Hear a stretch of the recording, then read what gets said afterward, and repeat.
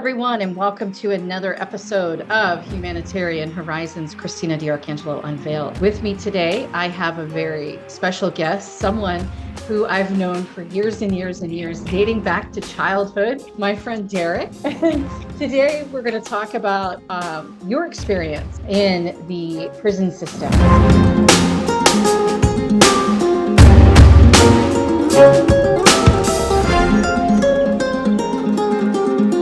Since this has also happened to you, and I thought it would be an important topic for us to discuss from your opinion as you have come back out to society and maybe some of the things that you've struggled with. We'll only have 10 minutes to talk about it, so we'll definitely have you back on to talk about this more, because this is an issue, a major issue, I believe, in the United States. It takes more than 10 minutes to accurately address it too, but we'll do what we can. So. Okay, sounds great. So Derek, why don't you start us off?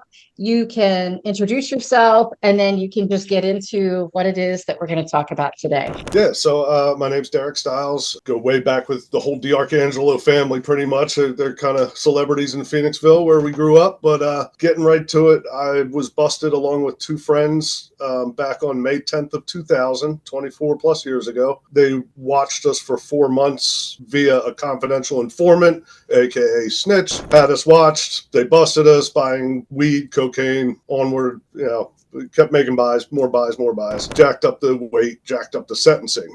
Back then in Pennsylvania, they had mandatory minimum sentences, which said for X number of grams of whatever drug, you have to do this amount of time minimum. Judge can't use his discretion, can't say, bad stuff happens to good people sometimes, I'll let this one slide, whatever.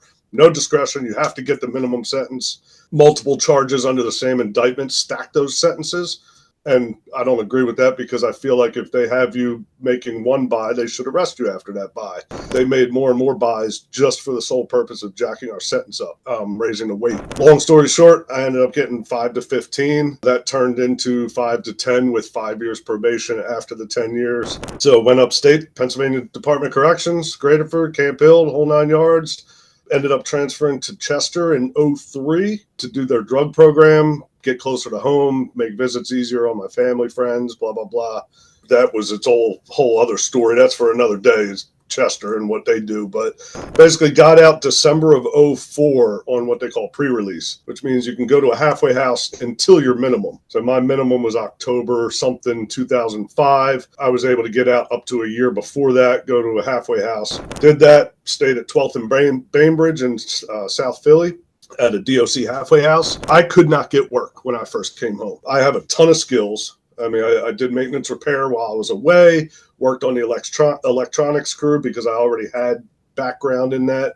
Had tons of skills, smart, could not get a job. Couldn't even park cars. Couldn't do anything. No one was hiring. Didn't help that it was like a week before Christmas too, and places just don't hire right before Christmas. They already have their Christmas staff. They're not doing anything till the new year. So I was stuck. It took until mid-February, and it took a friend of mine. His girlfriend was working at a place that obviously would hire felons and ex-convicts, and so she got me a job there. Worked there for approximately 8 months or so. Went out on a furlough. I got weekend furloughs after I'd started working, so I was barely even at the halfway house. Ended up getting a DUI on the weekend of my birthday in October of 2005. I was driving from Philly to King of Prussia. I was meeting my parents for a birthday dinner at Red Lobster. I'll never forget this. It was horrible.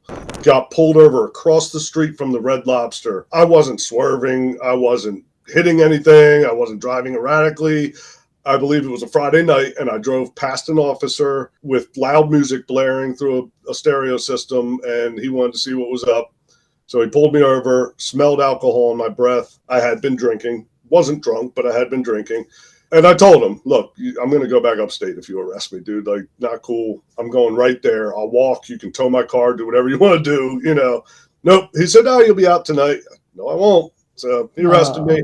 Sure enough, back upstate, did another year and a half, just waiting to get out for a DUI. Now, the plus side of that was my license suspension ran while I was back upstate. They stuck me on the same block with one of my co-defendants when I was back upstate, so I'm friends with both my co-defendants still to this day, very good friends.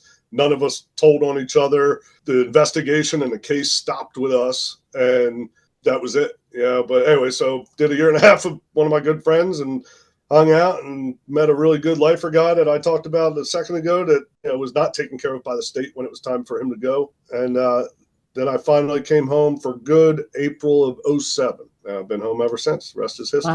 Wow. My brother he violated also, and it was because he got in a car accident. And when he got in the car accident, it wasn't even his fault. Someone hit him on 422. He was driving my mom's car. You can imagine. Here's AJ spinning around in a circle and ends up going the other way on 422. He abandons the car because he's so nervous because it's close to his time to be home because of curfew. So he runs. Now, 422, it's a state highway. He runs up a hill into the woods from the accident because he's afraid he's going to go back up. Right. And, I remember getting the call and he's like, Chris, I was in an accident. I'm like, listen, there's nothing. I mean, you're going to go back because you're going to have police contact.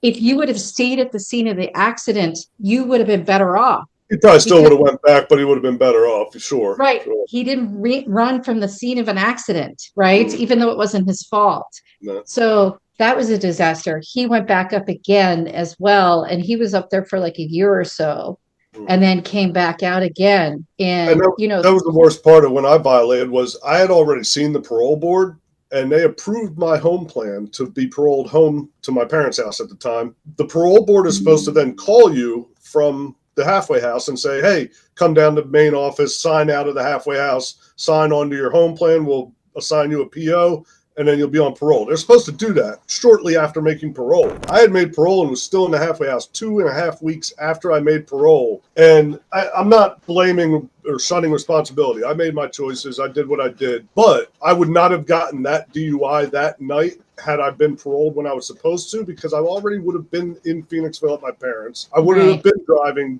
after drinking from Philly to King of Prussia.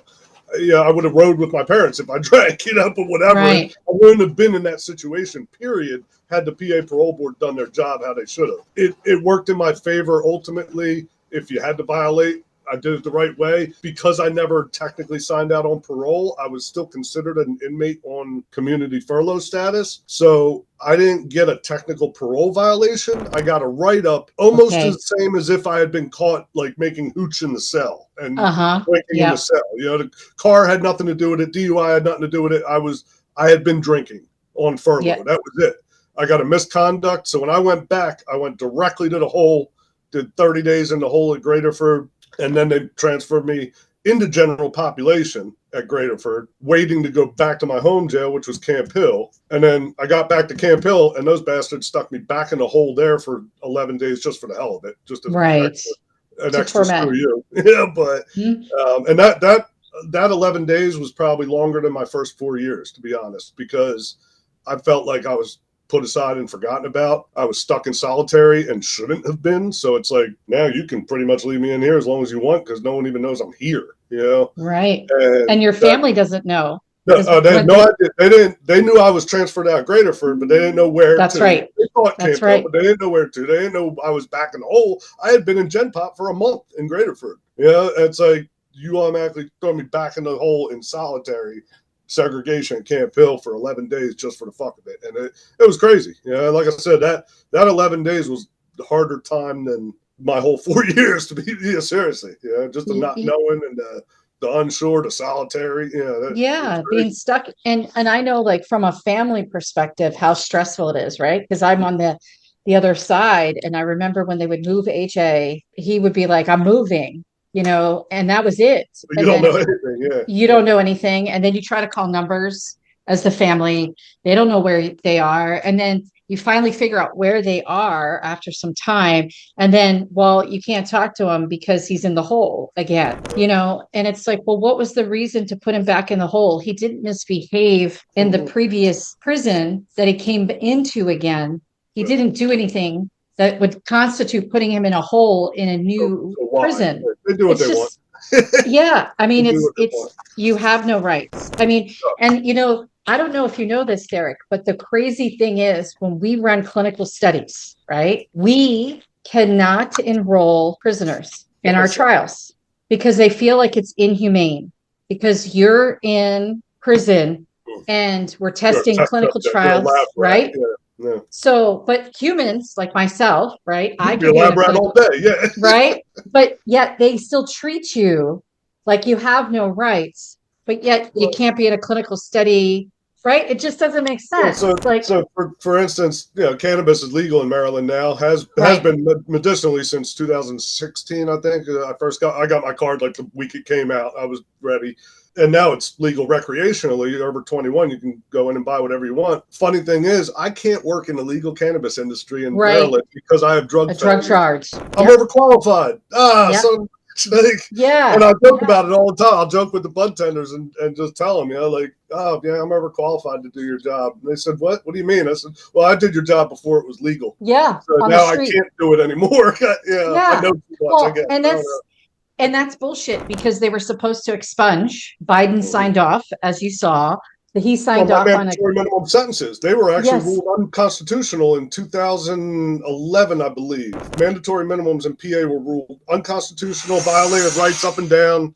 None of my sentencing was ever, and I was still on parole then. I mean, I was on parole till 2010 and then on probation until 2015. I was still under their supervision. Nothing ever got thrown out. I had mandatory minimum fines that got stacked. You get 15,000 for the first count, 30,000 for the second count. I owed 45,000 in fines. I still owed it. I pay $50 a month because I mean I can afford more, but it's like I'll be paying that until well after I die, just for the hell of it. But all those mandatory minimum fines, the sentencing, all that was thrown out and ruled unconstitutional, but not retroactively. So anyone that already is under it or paying on the fines, you're stuck. You're still screwed, which doesn't make sense. You would think, see, that's one of the things that I've found in the Commonwealth is that there's a lot of glitches. And I know we're getting close to our end. I'm watching our time. So I won't go too far into this, but I should definitely have you back on because I want to talk about the glitches. I also want to talk more about cannabis. Horrible compared to states. Commonwealth exactly. States. Pennsylvania, especially ours, your home state, Pennsylvania. So I want to talk about that. I also want to talk about your thoughts on the escape that happened in Chester County, because I think that's important that we talk about that because people are escaping left, right, and center. I don't understand how this is happening.